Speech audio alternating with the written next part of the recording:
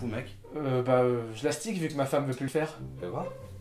Ah, bel engin. Merci, merci. Bah, tu t'en sers encore, toi?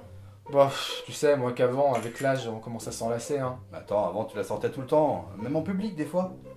Faut croire que ça fait plus rêver personne. Même les copines de ma femme, j'arrive plus à les faire rêver avec, alors tu penses bien. Non, je crois que c'est foutu. J'ai plus qu'à me la coller derrière l'oreille.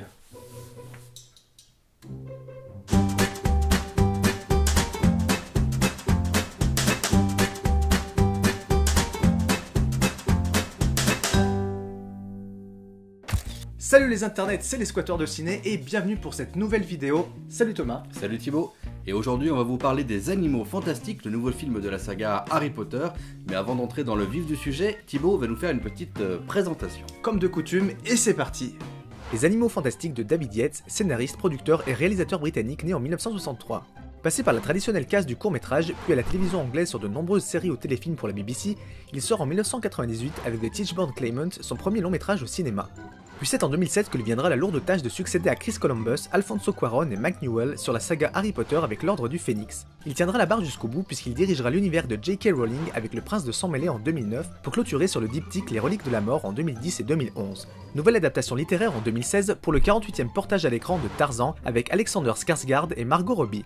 Les Animaux Fantastiques, scénarisés par J.K. Rowling, que l'on ne présente plus, est donc le premier volet des 5 films prévus et tous réalisés par David Yates himself. Côté casting, on retrouve dans le rôle principal l'Oscarisé, Golden Globisé, BAFTAisé Eddie Redmayne pour son rôle de Stephen Hawking dans Une merveilleuse histoire du temps, Catherine Waterston récemment vue dans Inherent Vice ou Steve Jobs, et l'acteur irlandais Colin Farrell après sa superbe prestation dans l'excellentissime The Lobster. Et donc Thomas, puisque tu excelles dans le domaine, est-ce que tu peux nous pitcher le film s'il te plaît? Excellent, rien que ça. Alors les Animaux Fantastiques, c'est le nouveau spin-off de la saga Harry Potter, qui se déroule 70 ans avant les événements du précédent film, et qui nous raconte cette fois les aventures de Norbert Dragono, que les fans hardcore préféreront appeler Newt Scamander, un mage fou d'animaux fantastiques, et qui va débarquer à New York où une créature mystérieuse sème un peu la zizanie, comme disent les jeunes. Oh, la zizanie, carrément. Ah, carrément. Et c'est donc déjà le 9e film dans l'univers de Harry Potter, après quand même 5 ans d'absence dans nos salles obscures, sauf que cette nouvelle saga a une particularité, c'est qu'il ne s'agit pas cette fois-ci de l'adaptation des romans, mais bien d'une histoire originale. Et donc la fidélité reste toutefois assurée, parce que c'est J.K. Rowling herself, l'auteur des romans à succès de Harry Potter, qui est aux commandes du scénario de ce film. D'ailleurs, Norbert Dragono, si vous êtes un fidèle ou un amateur de l'univers d'Harry Potter, c'est un nom qui vous dit peut-être quelque chose, et c'est normal parce qu'il s'agit en réalité de l'auteur fictif bien sûr, d'un manuel scolaire de Poudlard qui s'appelle Vie et Habitat des Animaux Fantastiques. Et pour rebondir un petit peu sur le film, Thomas, il faut savoir qu'à la base c'était pensé pour être uniquement un one-shot, et qu'au final il n'aura pas ni une ni deux suites, mais plutôt 4 suites, donc 5 films dans leur totalité pour ce personnage de Norbert Dragono. Alors entre Star Wars et Harry Potter, il va falloir s'attendre à bouffer pendant une bonne décennie toutes ces belles licences. Et qu'est-ce que tu fais là? Je fais ce que tu m'as dit, je bouffe du Harry Potter. Ah, comment elle est pourrie ta blague! Remarque, moi je préfère bouffer un bon vieux Star Wars, Alors la question qu'on pouvait bien sûr se poser, c'était est-ce que c'est une bonne idée d'avoir reconduit David Yates pour 5 nouveaux films? Et moi j'ai malheureusement envie de dire non, parce que c'est vrai qu'autant pour les premiers Harry Potter, je trouvais ça très intéressant le fait de changer des réalisateurs. Pour les 4 premiers films ça a été le cas. C'était peut-être parfois un petit peu inégal au niveau des résultats, mais ça avait au moins l'intérêt d'avoir des pattes un petit peu présentes sur ces films. Malheureusement, après l'arrivée du 5e épisode et donc de David Yates sur l'Ordre du Phénix, on a toujours eu une réal toujours propre, mais ça manquait un petit peu d'âme et je sais pas, il manquait d'un petit truc pour que ça fasse vraiment cet effet waouh quand on voit un Harry Potter. Oui, c'est vrai, je suis d'accord avec toi sur le côté un petit peu plat du style de David Yates, mais quelque part, moi je trouve qu'avoir un seul et même homme à la tête d'une saga, ça donne une espèce de cohérence à l'ensemble que je trouve importante quand tu parles de films qui vont les uns avec les autres. Je pense par exemple à ce qu'a pu faire Peter Jackson dans Le Seigneur des Anneaux et un peu plus tard sur Le Hobbit. Moi je crois que c'est important. Moi je suis pas forcément d'accord avec toi justement sur ce coup-là. Quand on jouit de telles licences avec énormément de films à développer, c'est justement là qu'il faut avoir un petit peu un minimum des couilles, si je peux me permettre, et avoir vraiment une bonne prise de risque pour changer les réalisateurs.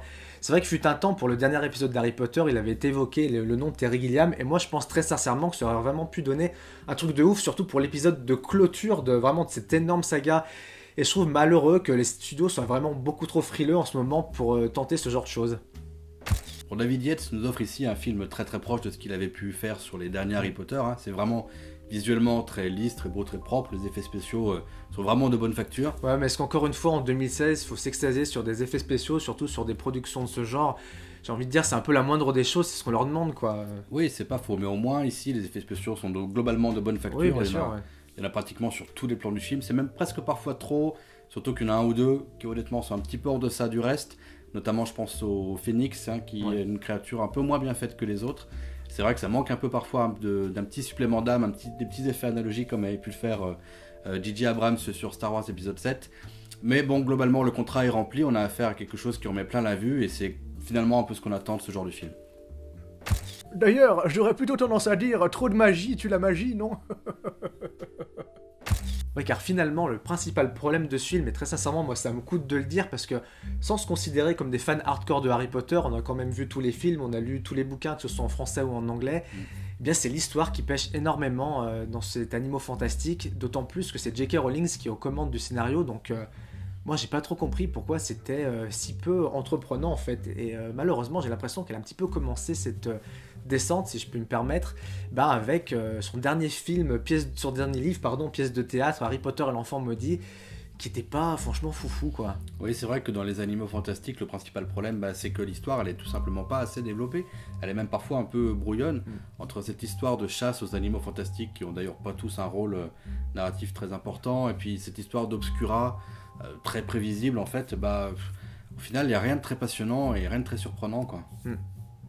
Je trouve que les personnages manquent clairement de background, on en sait finalement très peu sur ce Norbert Dragono, même si évidemment il y a quelques éléments qui sont disséminés ça et là tout au long du film, mais au final je trouve que c'est beaucoup trop effleuré et ça reste beaucoup trop en surface pour qu'on ressente une quelconque empathie pour ce personnage, tu trouves pas? Ouais, je suis d'accord avec toi, d'autant plus que le film dure quand même plus de 2 heures et que bon, d'accord, il y a moins de place que dans un livre de 500 pages, mais quand même, le film est ponctué régulièrement de scènes d'action complètement inutiles, hein. Je pense par exemple à la capture de l'espèce de rhinocéros dans Central Park, ou un peu plus tard, une scène un peu similaire en plus, où ils capturent une espèce de serpent géant volant, et clairement ce temps à l'écran aurait mérité d'être consacré un peu plus au développement des personnages, non?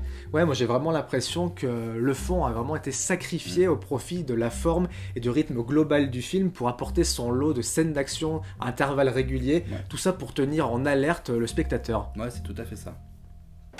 D'ailleurs, pour rester éveillé, mec, t'es où? Excuse-moi, j'étais parti pisser. Ouais, super. Moi j'ai vraiment eu le sentiment que J.K. Rowling cherchait à poser les bases d'une nouvelle saga, mais qu'elle introduisait trop brièvement les personnages et les nouveaux enjeux.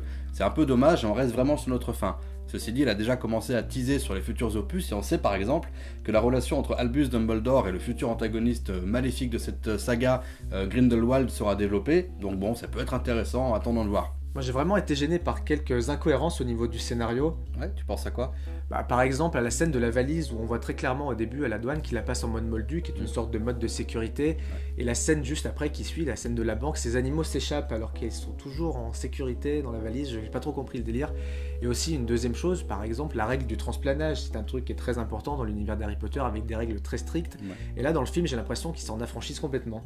C'est pas faux, mais en même temps, j'ai pas eu le sentiment que c'était complètement des incohérences. Peut-être plutôt des espèces de trous dans le scénario, comme s'ils prenaient pas la peine d'expliquer des choses et des changements. Et bon, du coup, ça crée une petite sensation de gêne, c'est vrai, ouais, je suis d'accord. Sans parler de cette épée de Damoclès dramatique, cette menace pour les sorciers de voir révéler leur existence aux yeux des humains, donc au non-mage, au risque de déclencher une guerre, alors que scénaristiquement, ça tient pas la route, parce que s'agissant d'une préquelle, on sait très pertinemment que cette guerre n'aura jamais lieu, et du coup, en fait, cet enjeu dramatique ne fonctionne tout simplement pas. Pour nous, le principal problème de ce film, au final, c'est vraiment son mode de production. C'est un blockbuster américain type comme ils les font aujourd'hui, et si vous nous permettez de faire une petite digression, on va essayer de vous expliquer pourquoi ça nous pose problème. D'abord, un blockbuster, qu'est-ce que c'est? C'est une super production américaine avec un énorme budget qui est destiné à un marché ultra large. Et c'est basé toujours sur le principe du high concept, qui est quelque chose qui a été développé par le producteur américain Don Simpson, à qui on doit notamment les films Les Flics du Beverly Hills ou encore Top Gun, et qui consiste à dire qu'un film doit pouvoir se pitcher en 1 ou 2 phrases maximum, ou être basé sur un concept simple et accrocheur qui passe devant le scénario et devant les choix du réalisateur. Et du coup, on a des productions cinématographiques ultra lisses basées sur des considérations uniquement commerciales dans le but d'être vendues au plus grand nombre et qui du coup nivellent le cinéma vraiment par le bas.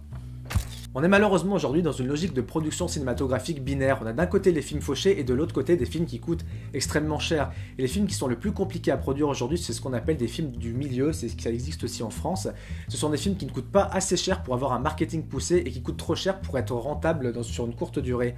À la différence près d'un blockbuster américain par exemple, qui doit quasiment se rembourser en intégralité sur son premier week-end d'exploitation pour contrer un éventuel mauvais bouche à oreille. Et malheureusement ici, la création cède la place à la rentabilité, et c'est bien dommage. Si cette problématique du blockbuster actuel vous interpelle et que vous voulez qu'on produise une vidéo explicative plus poussée sur le sujet, n'hésitez pas à nous le dire et on se mettra au travail avec plaisir.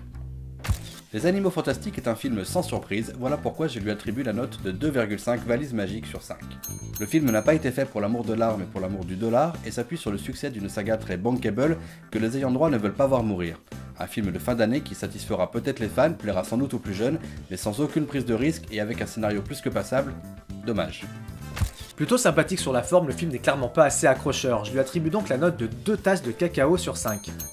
J.K. Rowling me déçoit sur cette histoire sans réel intérêt dramatique et j'aurais aimé davantage de développement sur des personnages trop vite expédiés. Un énième blockbuster, un brin poussif et pas si magique que ça. Il va falloir clairement relever la barre pour les prochains opus. Vous êtes encore là ? Et si vous êtes encore là, c'est que vous êtes le genre de personne à rester jusqu'au bout du générique de fin, et ça c'est super bien. Nous on se retrouve dans 15 jours pour notre prochaine vidéo et d'ici là n'oubliez pas les films c'est mieux au cinéma. Et sans popcorn, c'est toujours plus sympa. Ciao.